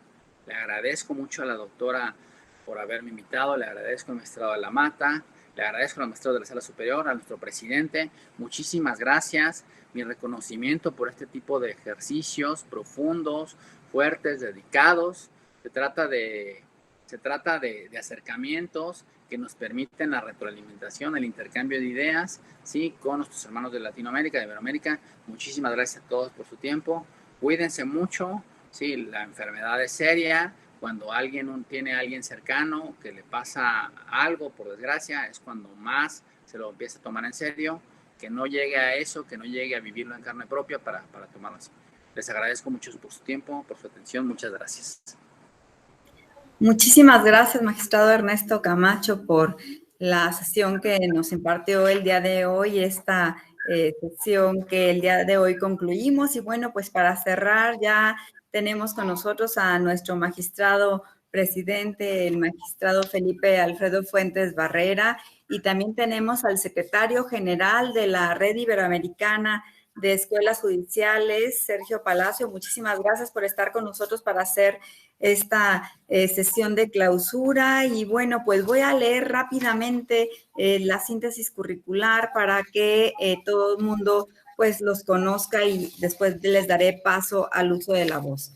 En primer lugar, voy a leer la síntesis de Sergio Palacio. Sergio es abogado y pedagogo dedicado a la pedagogía jurídica y a la gestión educativa. Es director académico de la Escuela Judicial de la Nación de la República Argentina, que desempeña la Secretaría General de la Red Iberoamericana de Escuelas Judiciales, RIAEJ, organismo de la Cumbre Judicial Iberoamericana.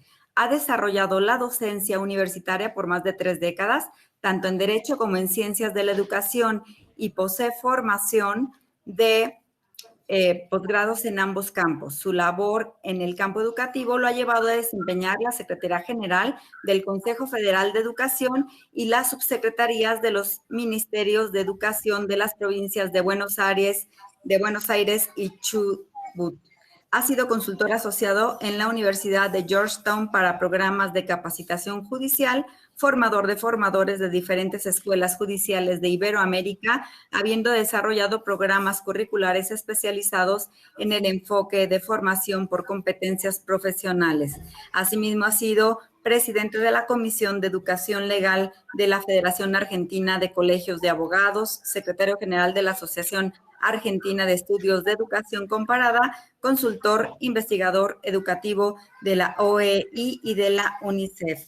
Muchísimas gracias, doctor Sergio Palacio. Y antes de ceder el uso de la voz, también voy a leer la síntesis curricular de nuestro magistrado presidente Felipe Alfredo Fuentes Barrera, del Tribunal Electoral del Poder Judicial de la Federación. Él es orgullosamente mexicano, papá, abogado y magistrado de la Sala Superior del Tribunal Electoral del Poder Judicial de la Federación desde noviembre de 2016. A partir del 23 de enero de 2019, fue designado por unanimidad magistrado presidente. En su formación académica, realizó la licenciatura en Derecho en la Universidad Nacional Autónoma de México de 1979 a 1983. Obtuvo el título el 2 de octubre de 1985 con la tesis La planeación como plataforma del desarrollo económico en México. Tiene la especialización judicial en la Suprema Corte de Justicia de la Nación, extensión Veracruz, concluida en 1994. Cuenta con maestrías en Derecho de Amparo por el Instituto de Ciencias Jurídicas de Estudios Superiores. Obtiene el grado en 2006 y la otra en Derecho Constitucional y Amparo por la Universidad del Valle de Toluca y obtiene el grado en 2011. Es doctor en Derecho Constitucional por la Universidad de Tepantlato, obteniendo el grado en 2004. Tiene muchas publicaciones en las que ha colaborado y una de sus grandes pasiones es la enseñanza. Impartió clases en la Facultad de Derecho de la Universidad de Jalapa, en la Facultad de Derecho de la Universidad de Guadalajara, en la Universidad Autónoma del Estado de México y en el Instituto de la Judicatura Federal, Extensión Tabasco. Ha manifestado que servir a México es un honor. En abril de 1991 inicia su carrera en el Poder Judicial de la Federación. El 11 de noviembre de 1997 fue nombrado juez de distrito a través de un concurso interno de oposición. El 18 de septiembre de 2000 fue designado magistrado de circuito al resultar vencedor del concurso interno de oposición y ratificado el 23 de agosto de 2006. Se ha desempeñado como magistrado del tercer tribunal colegiado en materia civil del segundo circuito en el 2000 y en el 14º tribunal colegiado en materia administrativa del primer circuito en 2015. Leal a sus principios y convicciones, suma esfuerzos para garantizar que todo el poder público se ejerza preservando el interés de la sociedad con el objetivo en común de fortalecer a la democracia y salvaguardar el Estado de Derecho. Muchísimas gracias a los dos por estar el día de hoy con nosotros. De verdad es este taller algo histórico para la Escuela Judicial Electoral. Y, magistrado, si me lo permite, en primer lugar le voy a ceder el uso de la voz al doctor Sergio Palacio para que nos dirija unas palabras. Con gusto. Gracias, presidente. Doctor Sergio Palacio, adelante, por favor, si es tan amable de dirigirnos unas palabras. Hola, buenas tardes a todos. Señor magistrado presidente Felipe Alfredo Fuentes Barreras, señor magistrado Felipe de la Mata, señor magistrado Ernesto Camacho, bueno, Gabriela, porque en el diálogo coloquial que nos impone la comunicación remota no es la doctora Rubalcaba, sino Gabriela. Y a todos los presentes y los que han realizado durante esta semana y media el taller de pedagogía digital. Me toca hablar en nombre de RIAEG para el cierre de toda esta actividad, que ha sido un esfuerzo enorme, principalmente de la Escuela de Capacitación Electoral, y donde nosotros como red ponemos a disposición toda la interacción que tenemos con las escuelas para posibilitar la participación. La red existe desde hace 19 años y durante muchos años hemos trabajado en el desarrollo de los desafíos pedagógicos, fundamentalmente lo que tiene que ver con el paradigma curricular y la formación de formadores. Pero este fenómeno que estamos padeciendo todos, en general, en mayor o menor medida, con diversas heterogeneidades, pero a todos nos comprende, nos ha agotado las respuestas. Cuando creíamos, después de tantos años, más de una década y media trabajando esos temas, en común y en cooperación, que teníamos todas las respuestas, nos cambiaron las preguntas y de golpe tuvimos que realizar un salto muy difícil a lo que hoy llamamos lo digital o la pedagogía digital, que es el título de este encuentro de una semana y media que nos ha convocado. La realidad es que las escuelas, como las universidades o muchas escuelas de cada uno de nuestros países, venía de alguna manera ya desde décadas introduciendo aspectos que tienen que ver con la pedagogía digital.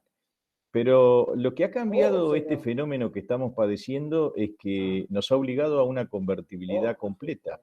Es decir, al caso de muchas escuelas, incluida la nuestra en Argentina, a que el 100% tengamos que hacer. Veníamos desde hace 10 años trabajando con un 30% de oferta digital. Pero una cosa muy diferente es digitalizar todo, porque no se trata solo de convertir los cursos, sino de reconvertir la gestión y la organización de la institución, como acá se ha visto, creo que en la primera o segundo de los encuentros, qué aspectos hay que rediseñar. Entonces, en ese sentido, estamos atravesando un cambio de paradigma. Y cuando cambiamos un paradigma, todos volvemos a cero, todos volvemos a reaprender y a posicionarnos frente al nuevo esquema en el cual tenemos que seguir aprendiendo y, por el otro lado, como tarea de las escuelas, seguir enseñando.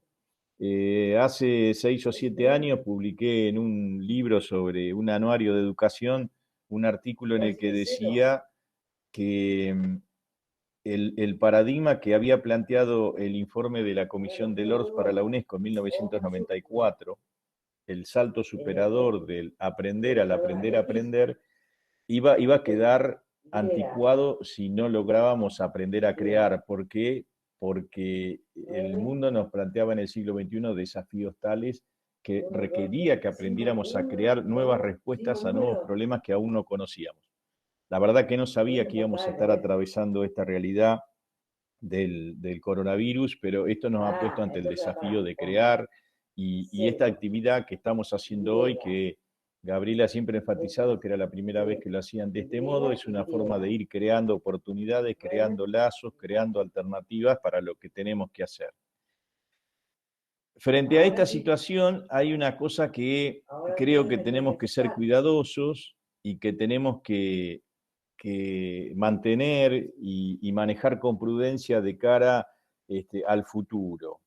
La pedagogía digital no comprende solo la incorporación de tecnología, porque por ahí muchas instituciones educativas ya con antelación habían incorporado distintas formas de tecnología que suelen presentar de manera más vistosa la actividad, pero esto no quiere decir que necesariamente la experiencia que se hace a través de esa modalidad de aprendizaje sea realmente una experiencia de aprendizaje.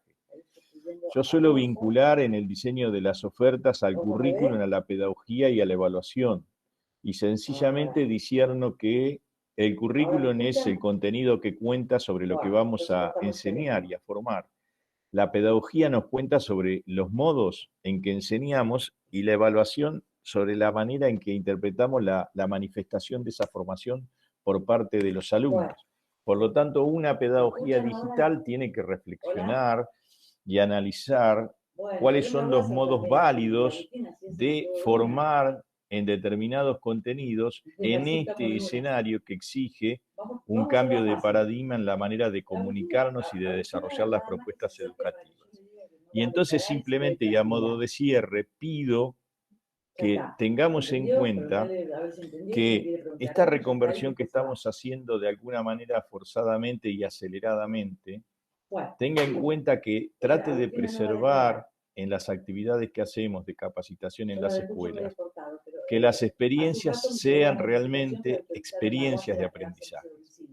Y una experiencia de aprendizaje es una experiencia de aprendizaje si básicamente cumple ciertos requisitos básicos. Si la experiencia brinda la posibilidad de aplicar lo aprendido a los alumnos en situaciones concretas, si logra formar y cumplir varios objetivos, no solo de transmisión de conocimientos, sino de formar en habilidades y conductas, si tienden a la reflexión y a la creatividad, si consideran las posibilidades reales de los alumnos para llevar adelante la experiencia, las posibilidades de acceso, las posibilidades de concreción de la actividad de aprendizaje, y si están vinculadas con la realidad en la que el alumno se desenvolverá como profesional. Esto significa que nuestra preocupación en el desarrollo de una pedagogía digital no solo tiene que circunscribirse a la determinación de los contenidos, sino a los modos en que vamos a enseñar dotándonos de estos dispositivos digitales y de la tecnología necesaria. Si estoy absolutamente convencido que si no prestamos atención a eso, podemos caer en un deslumbramiento tecnológico que nos impida ver el real resultado de lo que hacemos. Y así como el magistrado Camacho hablaba de la importancia de la comunicación de las decisiones judiciales, yo le asigno a las escuelas el deber de poder comunicar claramente el resultado de lo que hacen. No comunicamos decisiones porque no tenemos facultades jurisdiccionales, pero sí tenemos el deber de rendir cuentas y de comunicar el resultado de lo que hacemos, no solo a la comunidad jurídica, sino a la sociedad toda, porque la sociedad deposita en nosotros el tremendo mandato de mejorar todo eso que la misma sociedad descree de la tarea de la justicia y de los jueces. Por lo tanto, creo que tenemos una doble responsabilidad. Nuevamente le agradezco a Gabriela, a todos los ponentes que participaron de la actividad y a todos los alumnos que han asistido al taller. Y como ya hablamos en privado, Gabriela, esperemos que se repita, así como lo venimos haciendo con otras escuelas, que podamos seguir adelante replicando y multiplicando este tipo de actividades. Muchas gracias y metafóricamente un caluroso saludo desde el extremo sur del continente. Digo metafórico porque nosotros estamos entrando en el invierno, así que estamos oscilando en 5 o 10 grados, pero bueno, el afecto hace que sea caluroso. Muchísimas gracias. Muchísimas gracias, Sergio, de verdad, un placer y bueno, pues no me queda también agradecer el apoyo y bueno, pues sin más, voy a cederle el uso de la voz a nuestro magistrado presidente para que nos dé un mensaje y haga la clausura de este curso. Magistrado Felipe Alfredo Fuentes Barrera, por favor, le cedo el uso de la voz. Muchas gracias. Muy buenas tardes a todas y a todos. De verdad es un verdadero honor participar en esta ceremonia de clausura de este taller de pedagogía digital implementado por la Escuela Judicial Electoral, que en esta etapa de pandemia ha visto incrementada su labor. Lejos de dejar de trabajar, creo que ha duplicado su labor. Y eso es muy importante decirlo también.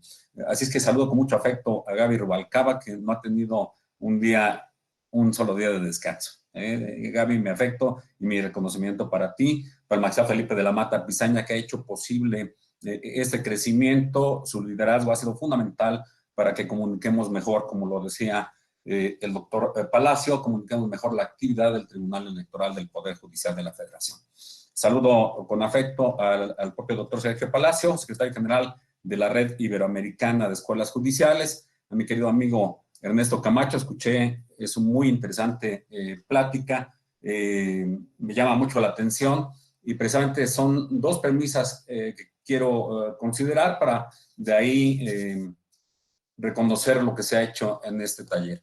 Primero quiero compartirles que nuestra Constitución Política Federal, en el artículo 100, párrafo 7º, señala que la carrera judicial se regirá por las bases para su implementación y actualización en distintos principios. Esos principios son la excelencia, la objetividad, la imparcialidad, el profesionalismo y la independencia.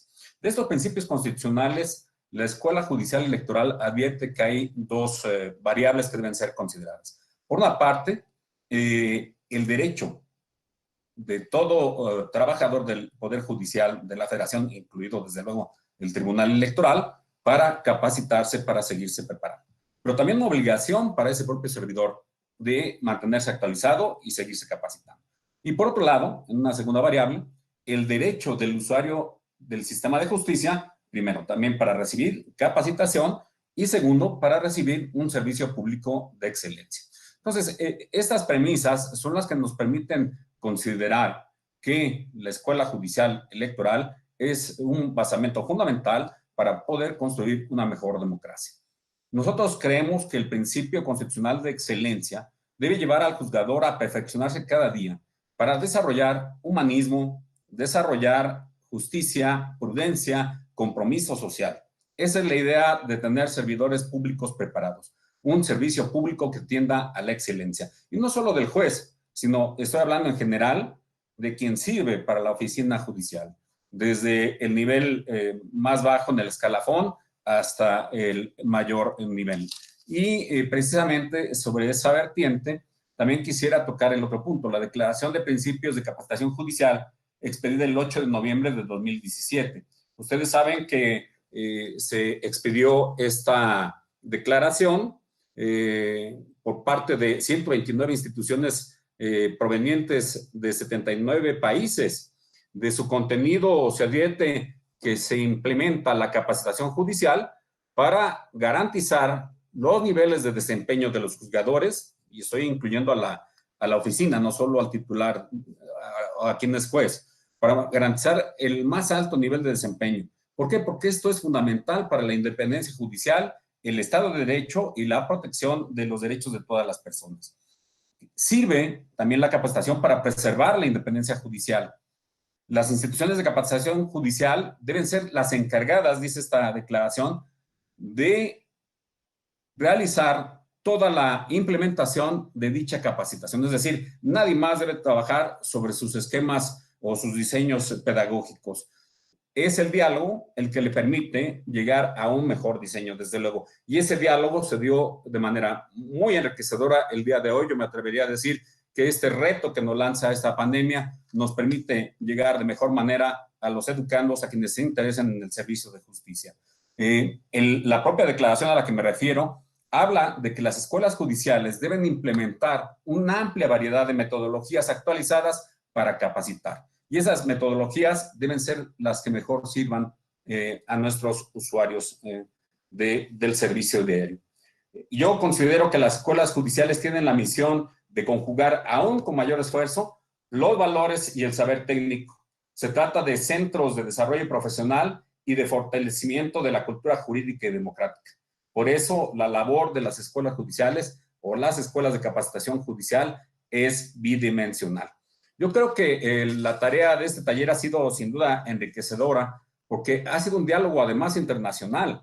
Yo advierto los diversos temas que se tocaron y creo que se resaltaron muy bien ciertos aspectos que nos importaban.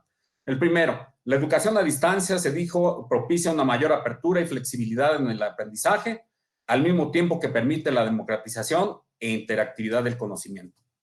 Es un punto importantísimo, creo que nos lo llevamos de reflexión. Las nuevas tecnologías no garantizan una buena pedagogía.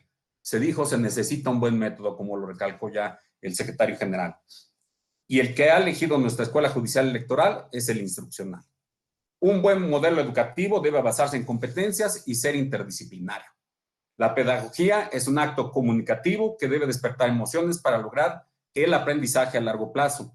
La interacción institucional en redes sociales debe ser creativa, entendible para todo público e incluso, como lo diría el magistrado Camacho, a veces arriesgada en la comunicación, pero haciendo uso en todo momento del sentido común y del lenguaje incluyente.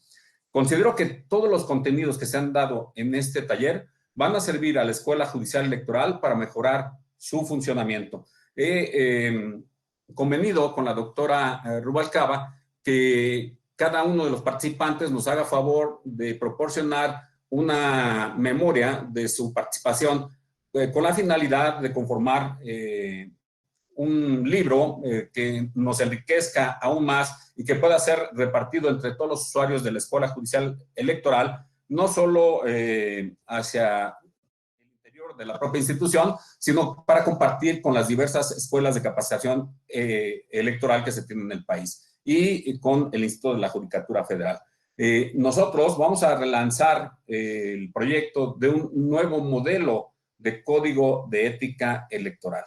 Creo que lo necesitamos, es bien importante. Yo escuchaba la participación del magistrado Camacho en temas como las redes sociales y el juzgador. Hasta dónde puede o debe participar, hasta dónde tiene la posibilidad el juzgador de participar en temas de capacitación hacia el exterior y expresar un punto de vista jurídico sobre diversos temas que le puedan preguntar en la academia. ¿Hasta dónde puede llegar esa participación? Recordemos que tenemos un Código Iberoamericano de Ética Judicial en donde hay un capítulo expreso de conocimiento y capacitación que sí obliga a los jueces a participar en estos temas de capacitación. Creo que debemos replantear muchos aspectos y todo lo que se ha dicho en este taller va a ser el cimiento seguramente para llevar a buen puerto esa tarea. De verdad, ha sido un honor, un placer para el Tribunal Electoral del Poder Judicial de la Federación recibir a tan brillantes participantes, a todos los alumnos en mi gratitud, y vamos a trabajar en una segunda versión, Gaby, que nos nutra mucho más. Les agradezco mucho y damos por clausurados los trabajos de este taller. Gracias. Muchísimas gracias, magistrado presidente Felipe Alfredo Fuentes Barrera. La verdad es que sin el apoyo de usted, del magistrado de la Mata, no hubiera sido posible esto. Gracias al doctor Sergio Palacio, que en cuanto platicamos la idea de llevar a cabo este taller, pues luego dijo, sí, vamos a realizarlo. Y bueno, pues esperemos ya aquí con todo el apoyo del magistrado presidente Fuentes Barrera que vamos a llevar a cabo esta segunda versión y esta memoria con muchísimo gusto. Les agradezco a todas y a todos las y los alumnos de las escuelas judiciales electorales que se conectaron en este taller de 13 países: Argentina, Bolivia, Chile, Ecuador, España, Guatemala, Honduras, Nicaragua, Panamá, Paraguay, Puerto Rico, Venezuela y por supuesto de aquí de nuestro país, México. Gracias a todas y a todas. Fue un verdadero placer que hubieran estado con nosotros. Gracias, presidente, y gracias a todos. Gracias. Buenas tardes. Buenas tardes. Gracias, Gaby. Gracias a todos. Buenas tardes. Muchas gracias a todas, a todos. Si gustan abrir sus micrófonos para darnos y darles a todos nuestros ponentes y al magistrado presidente y a Sergio un aplauso. Muchas gracias.